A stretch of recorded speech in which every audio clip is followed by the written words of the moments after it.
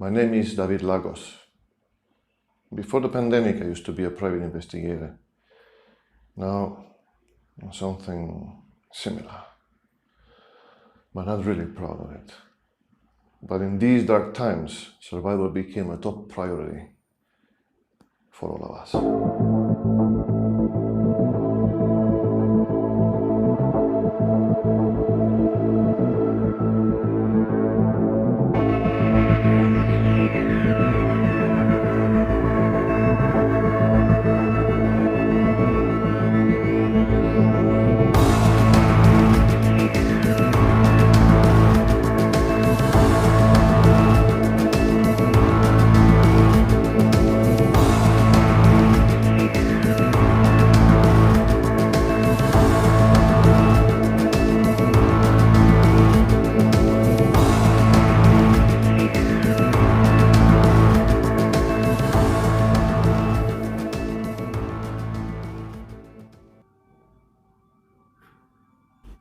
More than 10 years passed since the COVID-19 was declared pandemic, and since then, the entire globe's population was decimated to half. I remember how people from their balconies in some European countries were clapping and singing during the initial lockdown, God knows for what. We were continuously being bombed with social distancing and stay-at-home campaigns throughout every telecommunication and network channel. Slowly but steady, tighter regulations were imposed, and a new world order came almost unexpectedly. The Western countries were blaming China, and China was blaming the Western countries for the situation.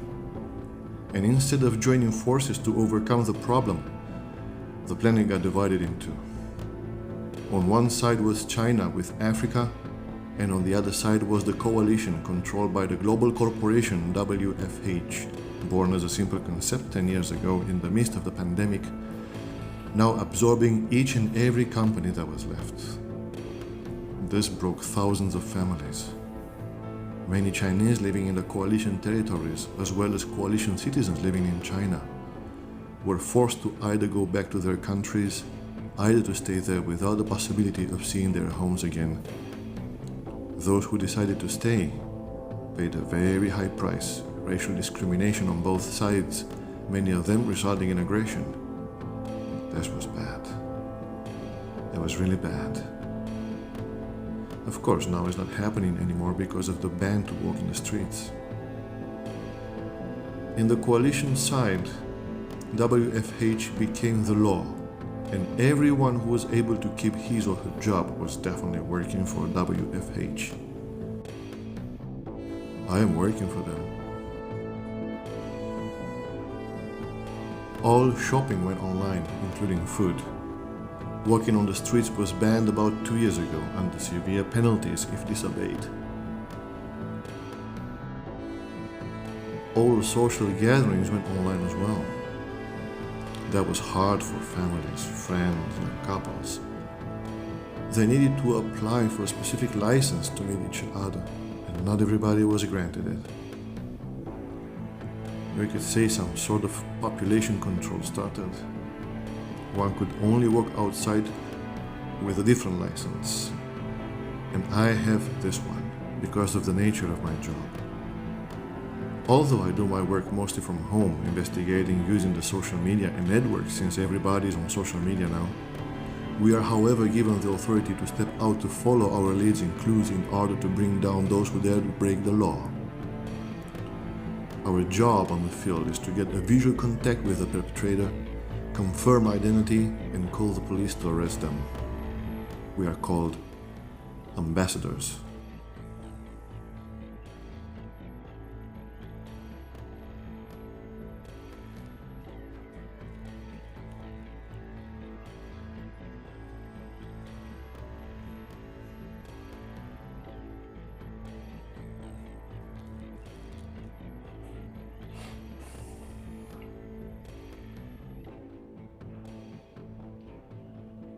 Hey man, how are you? Yeah, it's me. How are you doing? You got cases? Nah, me neither, not many. And this week, still nothing. Listen, I wanted to consult with you one thing. How do you feel about what we do? Sometimes I'm not really happy about it. Except once, when I had to turn in my former boss. Damn, that felt good.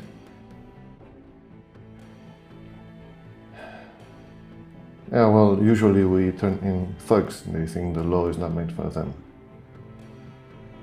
But, when the perpetrator is an elderly that just wants to visit a daughter or a son, and they couldn't get a license. When there is a kid that accidentally threw a ball through the window. Damn, I feel like shit, man. But what can we do except our job, right? When the order is out, I can't do anything. But what really disturbs me is that the elderly above 75, they don't even stand a chance, man. They're executed. Yeah, there must be. Prisons too crowded. And what can we do? What can we possibly do? We can't do anything except being good citizens and do our jobs, right? Now, speaking of which, I just got an email from them. We gotta go, man. Bye.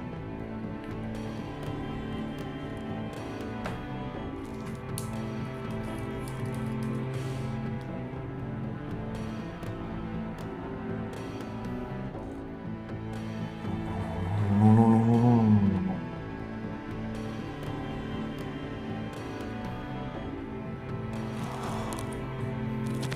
Mierda.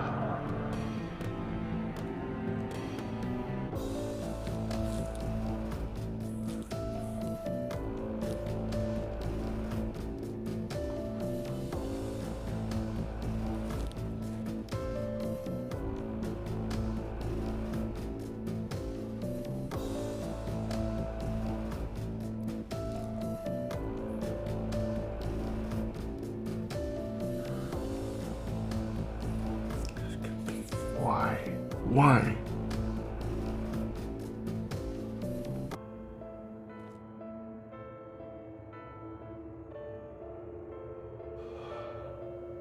Damn.